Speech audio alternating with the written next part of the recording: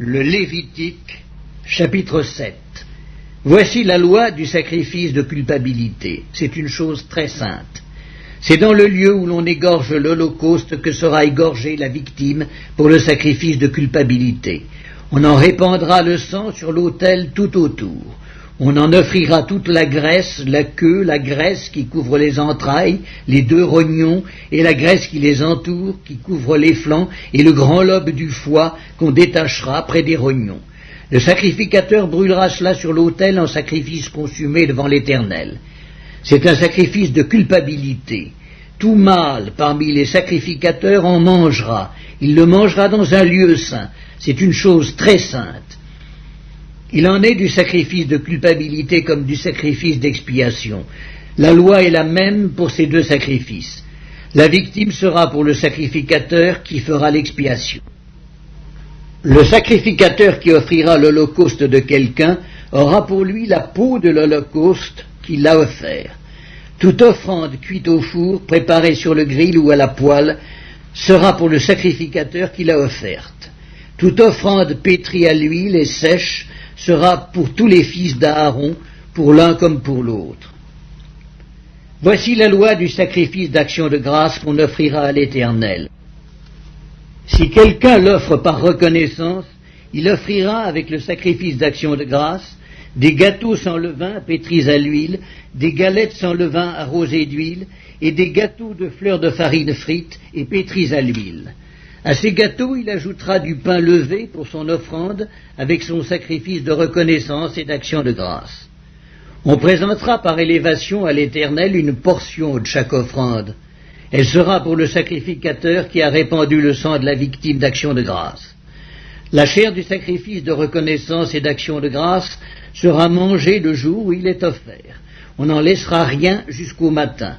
Si quelqu'un offre un sacrifice pour l'accomplissement d'un vœu ou comme offrande volontaire, la victime sera mangée le jour où il l'offrira, et ce qui en restera sera mangé le lendemain.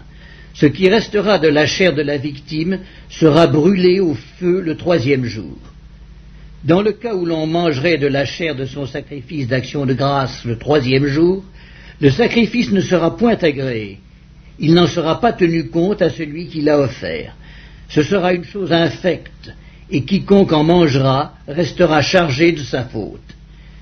La chair qui a touché quelque chose d'impur ne sera point mangée, elle sera brûlée au feu.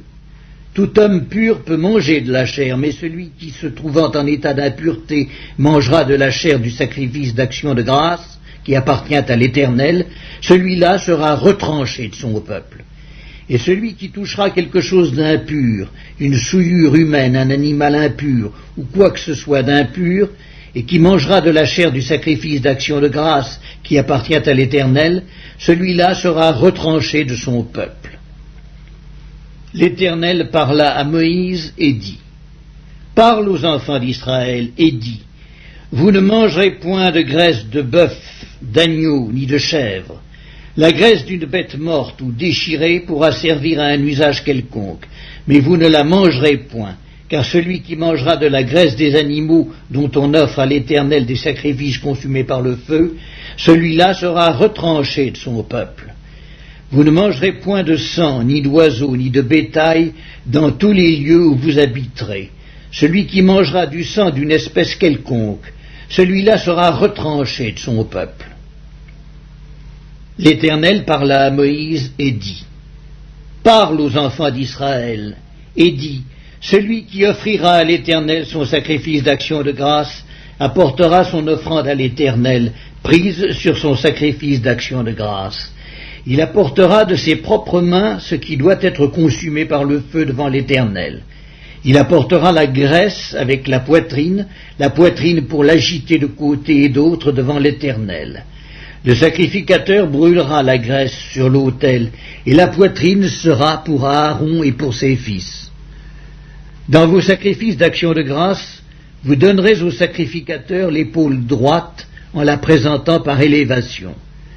Celui des fils d'Aaron qui offrira le sang et la graisse du sacrifice d'action de grâce aura l'épaule droite pour sa part, car je prends sur les sacrifices d'action de grâce offerts par les enfants d'Israël la poitrine qu'on agitera de côté et d'autre, et l'épaule qu'on présentera par élévation, et je les donne au sacrificateur, à Aaron et à ses fils, par une loi perpétuelle qu'observeront les enfants d'Israël. C'est là le droit que l'onction d'Aaron et de ses fils leur donnera sur les sacrifices consumés par le feu devant l'Éternel, depuis le jour où ils seront présentés pour être à mon service dans le sacerdoce. C'est ce que l'Éternel ordonne aux enfants d'Israël de leur donner depuis le jour de leur onction. Ce sera une loi perpétuelle parmi leurs descendants.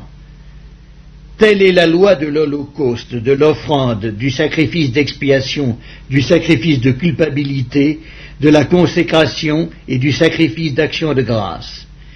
L'Éternel la prescrivit à Moïse sur la montagne de Sinaï, le jour où il ordonna aux enfants d'Israël de présenter leurs offrandes à l'Éternel dans le désert de Sinaï.